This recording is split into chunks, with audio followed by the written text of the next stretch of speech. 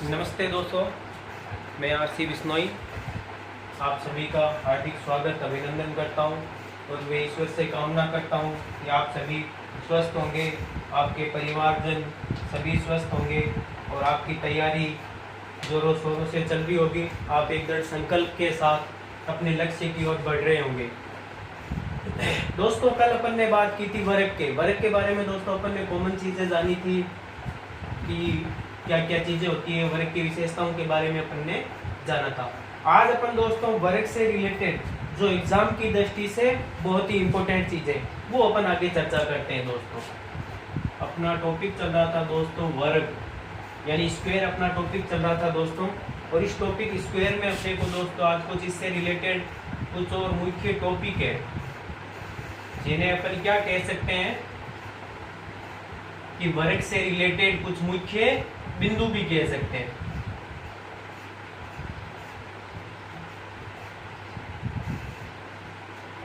जैसे ये अपना एक वर्ग है दोस्तों।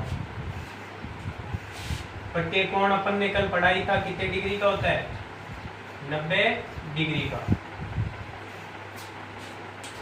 दोस्तों, मैं एक सारणी बना रहा हूं आपके सामने।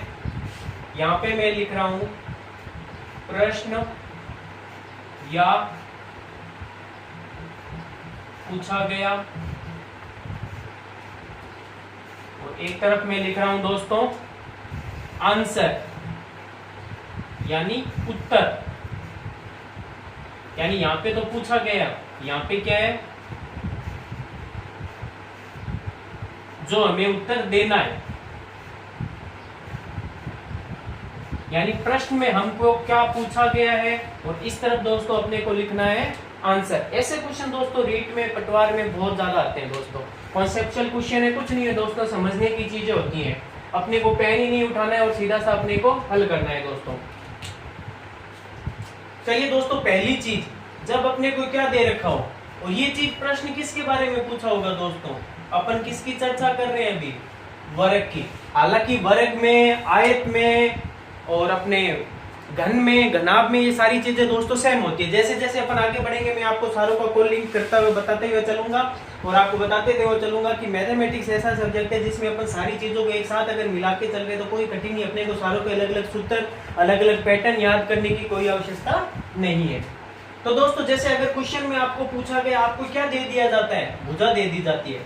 क्या दे दिया जाता है दोस्तों, आपको भुजा। और आपको पूछे क्या, क्षेत्रफल। आपको क्या दे दी जाती है दोस्तों, भुजा।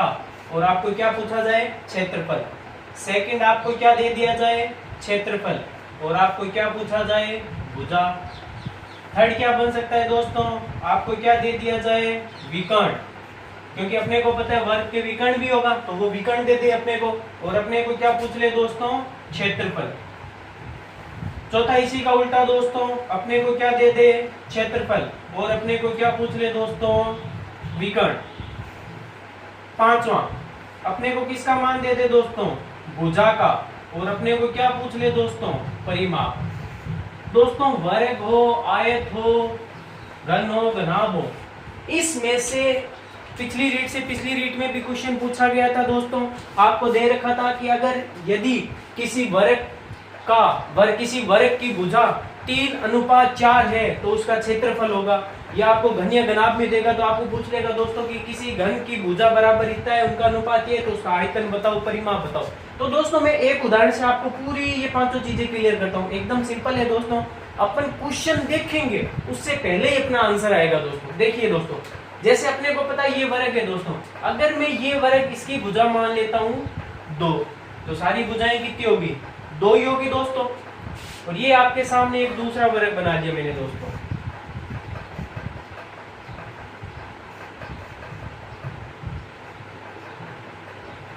ये एक दूसरा वर्ग बना दिया दोस्तों।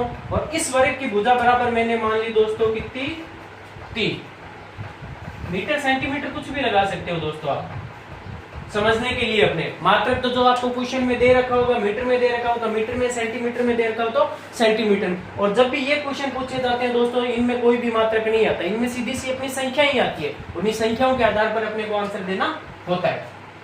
तो देखिए दोस्तों, अपने को क्या दे रखी है, भुजा। जैसे मेरे को इसकी और इसकी, अगर मेरे को इस वर्ग की भुजा दे रखी होगी, क्या दे रखी होगी, भुजा। मेरे को क्वेश्चन में कहेगा वो कि एक वर्ग की भुजाओं का अनुपात 2:3 है। क्या देगा दोस्तों कि यदि किसी वर्ग की भुजाओं का अनुपात 2:3 है तो उसका क्षेत्रफल बराबर होगा। तो अपने को कुछ नहीं करना है दोस्तों, अपने को पता है वर्ग का क्षेत्रफल बराबर क्या होता है दोस्तों, भुजा का स्क्वायर। तो भुजा का स्क्वायर यानी 2 का अगर मैं स्क्वायर करूंगा तो दोस्तों कितना होगा, 4, और 3 का अगर स्क्वायर करूंगा तो दोस्तों कितना होगा, 9। ये मेरा आंसर है। आ रहा है समझ में दोस्तों, कुछ नहीं करना। अगर दोस्तों आपको समझ में आ रहा है तो बहुत ही बढ़िया दोस्तों, एक लाइक बनता है, फटाफट लाइक कर दीजिए। चलिए दोस्तों, जैसे मैं अभी इसी क्वेश्चन में आपको सारे करके बताता हूं दोस्तों। जैसे मेरे को यहाँ पे दे दिया जाए भुजा का मान, मेरे को बराबर दे दिया जाए, जैसे मेरे को भुजा का मान दोस्तों दे दिया जाए 3:4, तो आंसर क्या होगा दोस्तों, आंसर में क्या होगा दोस्तों, अपने को कुछ नहीं करना, सीधा करना है।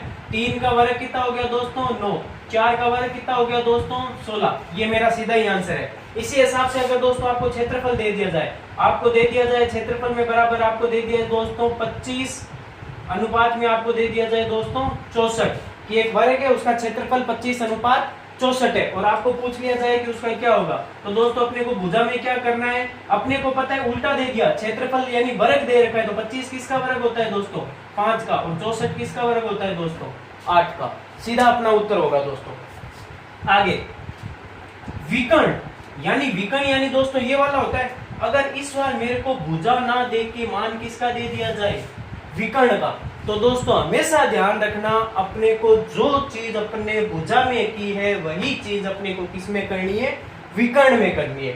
अपने को अगर इसका मान ना देके दोस्तों इसका दे दे, क्योंकि अपने को पता है दोस्तों ये दो तो इसका मान कितना होगा, 2√2 ही होगा, तो इसका क्षेत्रफल होगा दोस्तों। मैंने कल आपको बताया भी था कि विकर्ण के माध्यम से खींचा गया वर्ग, तो इस विकर्ण से मैं एक नया वर्ग बनाऊंगा, तो उस वर्ग की भुजा यानी आपको एक वर्ग की भुजा ही तो दे रखी है।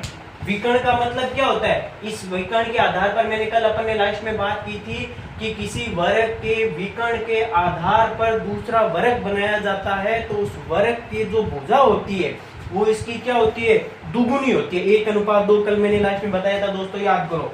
वही चीज दोस्तों, अगर मेरे को क्या दे दिया जाए दोस्तों, विकर्ण का मतलब मेरे को अगर दोस्तों यहाँ पे दे दिया जाए कि विकर्ण का अनुपात 1:2 है, तो दोस्तों क्षेत्रफल का अनुपात कितना हो जाएगा, 1:4। वही चीज दोस्तों, भुजा दे या विकर्ण दे, अपना तरीका वही रहेगा। इसी हिसाब से अगर मेरे को क्षेत्रफल दे दिया जाए दोस्तों कि क्षेत्रफल बराबर कितना है दोस्तों, 2, क्षेत्रफल बराबर मेरे को दे दिया जाए दोस्तों कितना, 4:81। क्या दे दिया जाए दोस्तों, 4:81। तो दोस्तों ध्यान रखना, 4:81 में देगा तो मेरे को क्या पूछेगा, विकर्ण। तो विकर्ण बराबर कितना होगा दोस्तों, 4 किसका वर्ग होता है, 2 का, 81 किसका वर्ग होता है, 9 का। आ रहा है समझ में, बहुत अच्छे, शाबाश।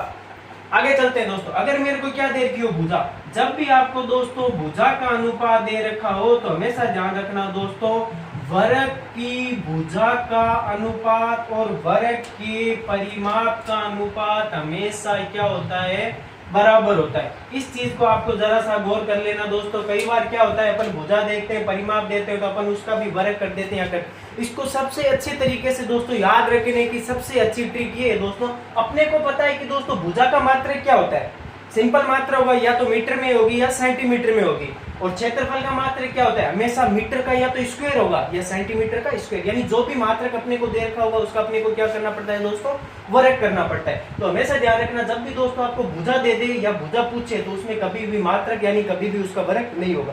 क्षेत्रफल जब भी अपने को पूछे तो दोस्तों दिमाग में अपने ये ले लेना कि अपने को जो भी चीज पूछे उसका अपने को क्या करना है, वर्ग करना है।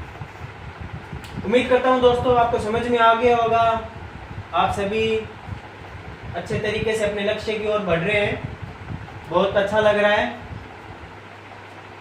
मैं भी ईश्वर से कामना करता हूं कि आप लोगों का जो भी लक्ष्य है, कोई पटवार का, रीट का या अनदर जो भी जिस भी कंपटीशन की आप तैयारी कर रहे हो, भगवान जल्द से जल्द आपको अपने लक्ष्य की ओर अग्रसर करे, आप अपने लक्ष्य की प्राप्ति करें। इसी बात पे दोस्तों बने रहिए मेरे साथ, लाइक करते रहिए, वीडियो को ज्यादा से ज्यादा लाइक करें दोस्तों, ज्यादा से ज्यादा अपने दोस्तों तक शेयर करें। चलिए दोस्तों आगे बात करते हैं। ये अपने वर्क से रिलेटेड इंपॉर्टेंट चीजें थी जो दोस्तों कॉन्सेप्चुअल चीजें गिनी जाती है, थ्योरिकल चीजों में आती है, यानी दिखने में बहुत इजी होती है दोस्तों। इन चीजों को दोस्तों अपने को हल करने की भी आवश्यकता नहीं रहती है, अपन सीधा इनका क्या निकाल सकते हैं दोस्तों, आंसर निकाल सकते हैं। आप कहीं भी गाइडों में पढ़ोगे तो इसके लिए भी दोस्तों क्या कर रखा है उन लोगों ने, एक एक दो पेज 1.5 पेज में भर के रख रखा है, उनको पूरा बता रखा है। चलिए दोस्तों, वर्क से ही रिलेटेड दोस्तों एक छोटी सी चीज और है जो कई बार आपके बहुत काम आती है। इसमें एक थ्योरिकल क्वेश्चन बनता है, तो नोट लगा के दोस्तों आप उसे भी हल कर लीजिए। नोट लगा के इसे नोट कर लेंगे दोस्तों, नोट डाल के नोट कर लेना। यदि ये दोस्तों वर्ग और आयत दोनों में तुलना की बात है, मुझे बीच में याद आ गई तो मैं आपको नोट डाउन करवा देता हूं। यदि वर्ग व आयत का, यदि वर्ग व आयत का परिमाप बराबर हो तो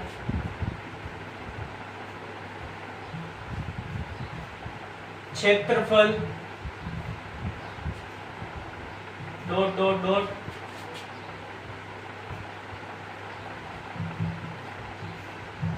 अधिक होता है। दूसरा पॉइंट है दोस्तों,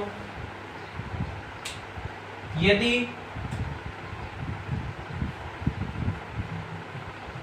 वर्ग में आयत का क्षेत्रफल बराबर हो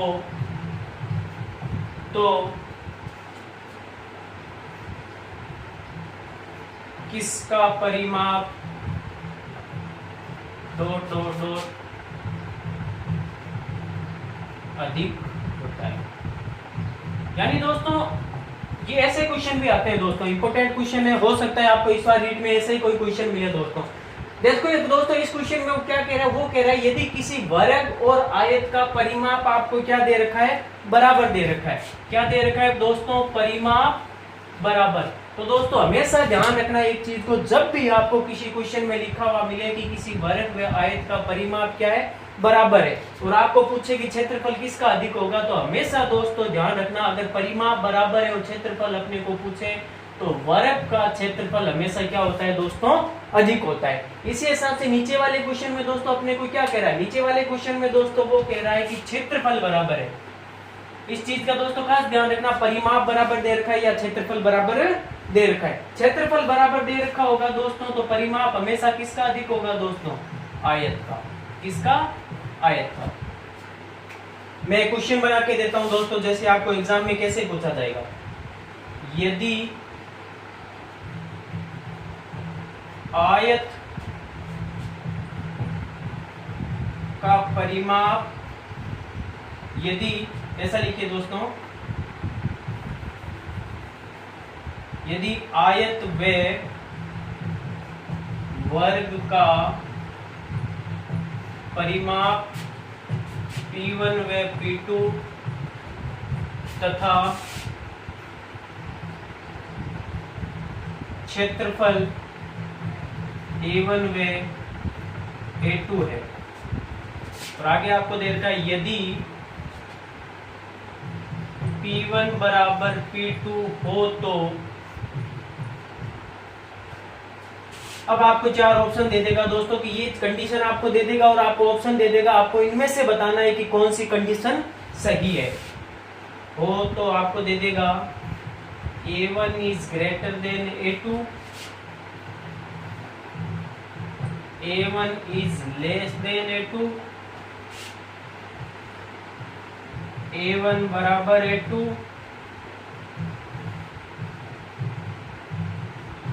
इनमें से कोई नहीं।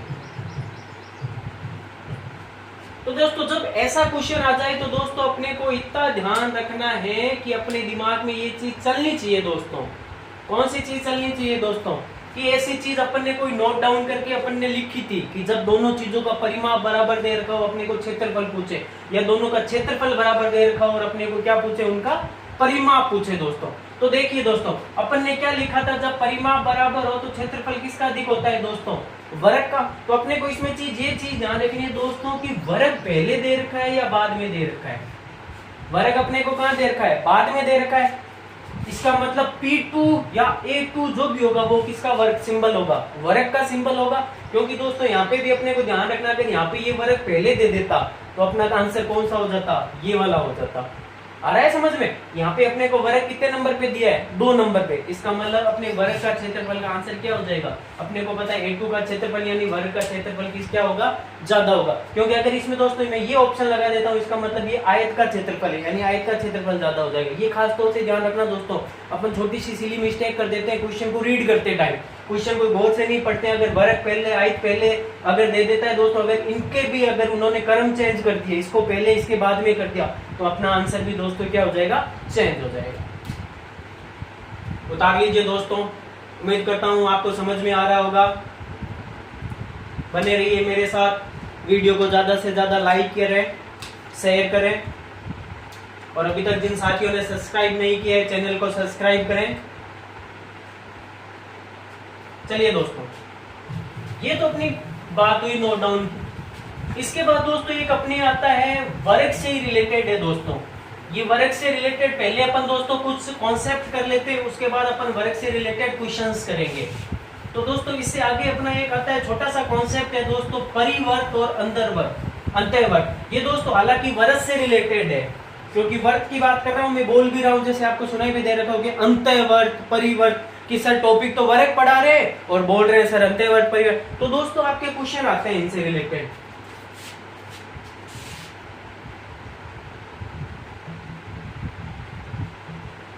अंतर्वर्त व परिवर्त में संबंध। अंतर्वर्त और परिवर्त, कौन से अंतर्वर्त परिवर्त दोस्तों, वे अंतर्वर्त परिवर्त जो किसमें बने हैं, वर्ग में। क्योंकि दोस्तों अपन चर्चा किसकी कर रहे हैं, वर्ग की।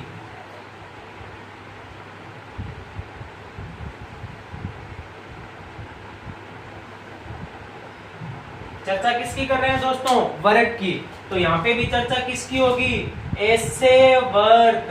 कौन सा वर्त दोस्तों, ऐसा वर्त जो किसी वर्ग की अंतः भुजाओं को, यानी वर्ग की आंतरिक भुजाओं को अंतः स्पर्श करता है। यानी ऐसा वर्त जो किसी वर्ग को अंतर की ओर, अंदर की ओर अंतः स्पर्श करता है, वो क्या कहलाता है दोस्तों, अंतःवर्त कहलाता है। और ऐसा वर्ग जो किसी वर्ग के शीर्ष से, वर्ग के शीर्ष से होकर गुजरता है, क्या कहलाता है दोस्तों, परिवर्त कहलाता है। तो दोस्तों ये होते हैं अंतःवर्त और परिवर्त, जिनके बारे में चर्चा कर रहा था दोस्तों। ये क्वेश्चन में बहुत बार आते हैं दोस्तों। थ्योरिकल सीधा सा नॉर्मल क्वेश्चन आता है, लेकिन बच्चों को इसका नॉलेज ना होने के कारण वो सोचते हैं अरे पता नहीं ये क्वेश्चन तो आउट ऑफ सिलेबस है, पता नहीं कहां से आ गया, ऐसा तो हमें पढ़ा ही नहीं है, ना हमने देखा है। चलिए दोस्तों, तो इसके बारे में चर्चा करते हैं दोस्तों। देखिए दोस्तों, अपने को पता है कि वर्ग की भुजाएं बराबर होती है। तो दोस्तों मैं सीधा आपको एग्जांपल, अपने को पता है ये केंद्र है, केंद्र से यहां से अपन कितनी भी दूरी पर, यहां से यहां तक ये किसका मान होगा, इस वर्ग की त्रिज्या का मान होगा। तो ये जैसे सपोज दैट मैंने इसकी भुजा बराबर किसकी मान ली दोस्तों, 14 सेंटीमीटर। भुजा बराबर कितनी मान ली दोस्तों मैंने, 14 सेंटीमीटर। इसी हिसाब से दोस्तों यहाँ इसका केंद्र बिंदु होगा। तो दोस्तों यहाँ से देखो, यहाँ से यहाँ तक अगर मैं खींचूंगा तो इस वर्ग की वो त्रिज्या नहीं कहलाएगी। यानी इस वर्ग की त्रिज्या के लिए मेरे को क्या खींचना पड़ेगा, विकर्ण खींचना पड़ेगा।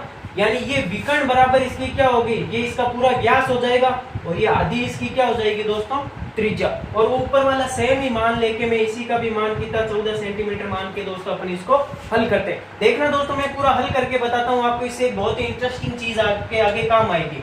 तो जब आप क्वेश्चन हल करोगे तो आपको जैसे मैं पूरा पैटर्न से बता रहा हूँ वैसे पूरा पैटर्न नहीं करना है। एग्जाम में जब भी आपके सामने क्वेश्चन आएगा आपको सीधा सा देखना है ये पैटर्न, अरे सीधा चुटकियों में अपने को हल करना है। देखिए दोस्तों, मैं आपके संबंध निकाल रहा हूं दोस्तों।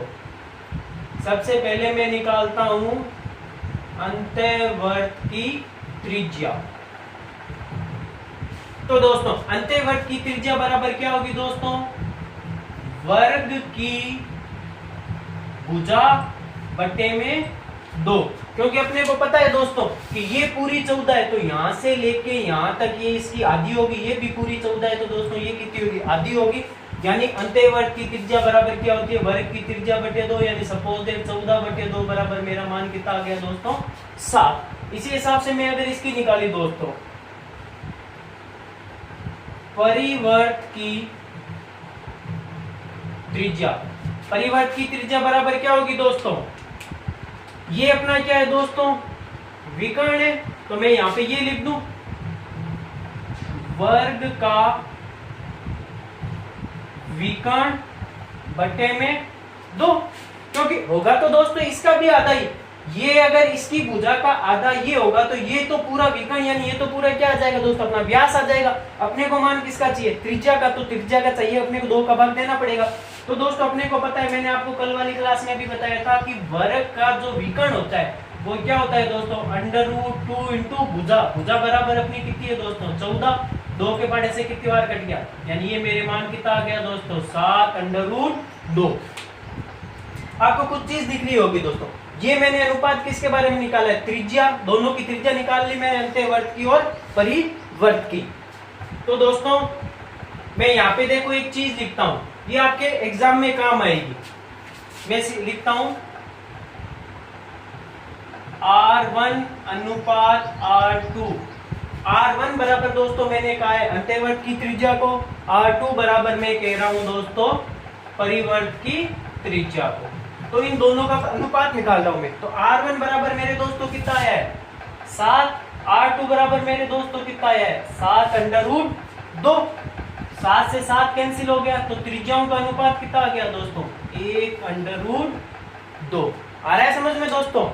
अगर अपने को कोई पूछे कि एक वर्ग में बन रहे अंत्यवर्त व परिवर्त की त्रिज्याओं का अनुपात होता है, ऑप्शन में मिलेगा अपने को 1:2, 1:√2, 1:1, 1:4। तो दोस्तों अपना आंसर क्या होगा, 1:√2। कुछ बच्चों को इस चीज का अंत्यवर्त परिवर्त का नॉलेज नहीं होता, तो जैसे अपन ने कल जो क्वेश्चन किया था कि विकर्ण की भुजा से बनने वाला वर्ग, उससे क्या होता है, दुगनी होती है मात्रा, तो वो करके आ जाते हैं कि 1/2। तो ये खास तौर से अपने को ध्यान रखना है। और ये अगर यही दोस्तों, इसी को मैं क्या कह दूं, क्षेत्रफल का अनुपात, क्षेत्रफल A1/A2।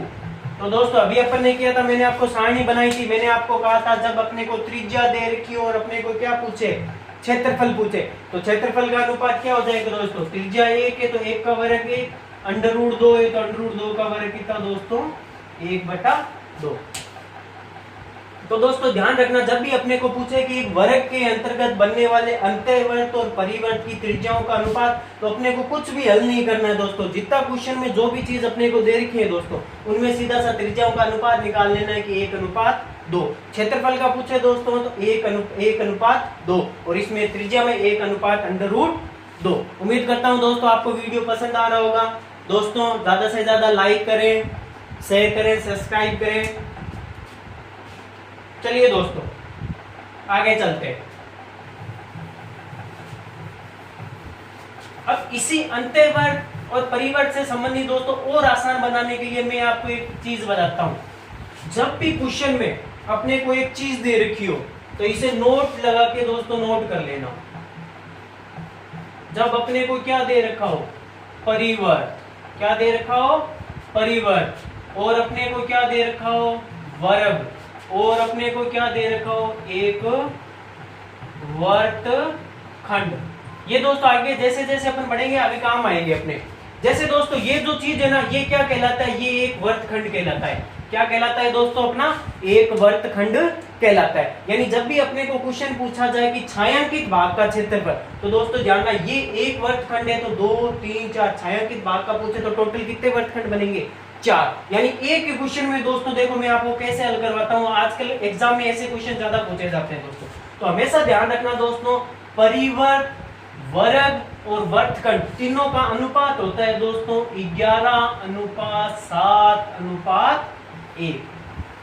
दोस्तों इस चीज को याद रखना, आपको एग्जाम में जरूर मिलेगा, कहीं ना कहीं ये किसी ना किसी एग्जाम में जरूर टच करेगा आपके।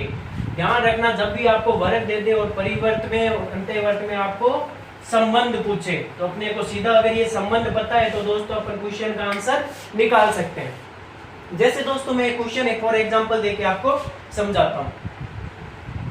यदि एक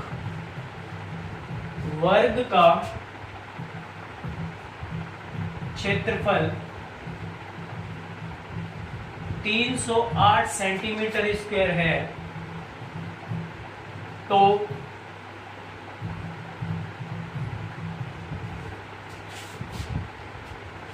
इसके शीर्ष से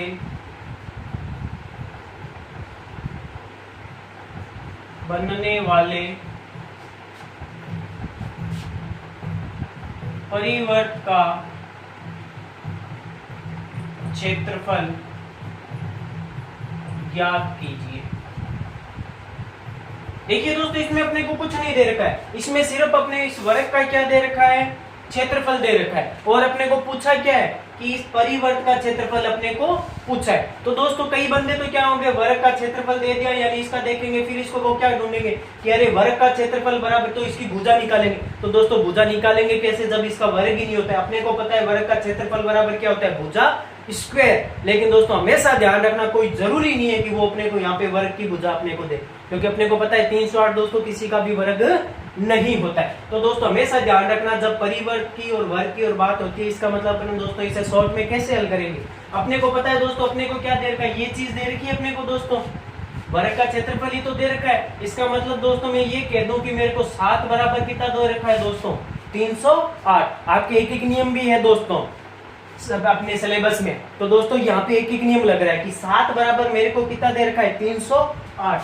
तो 1 बराबर कितना हो जाएगा दोस्तों, 308 बटे 7 का भाग दे दूं यानी 44। ये किसका मान आया है दोस्तों, ये तो आया है मेरी इस 1 के बराबर। यानी अगर मेरे को एक वर्गखंड का पूछता या छायांकित भाग का पूछता तो मैं इसको क्या कर देता, छायांकित भाग का पूछता तो 44 को किससे गुणा कर देता, 4 से। लेकिन मेरे को पूछा क्या है दोस्तों, परिवर्त पूछा है। परिवर्त पूछा है मतलब मेरे पास 1 बराबर कितना है, मेरे पास 44। तो 11 बराबर मेरे पास कितना हो जाएगा दोस्तों, 44 को आपको क्या करनी है, 11 से गुणा 4, 4 4 8 और 4 सेंटीमीटर स्क्वायर। ये मेरी क्या आ गया दोस्तों, परिवर्त का क्षेत्रफल। उम्मीद करता हूं दोस्तों आज का वीडियो आपको पसंद आया होगा।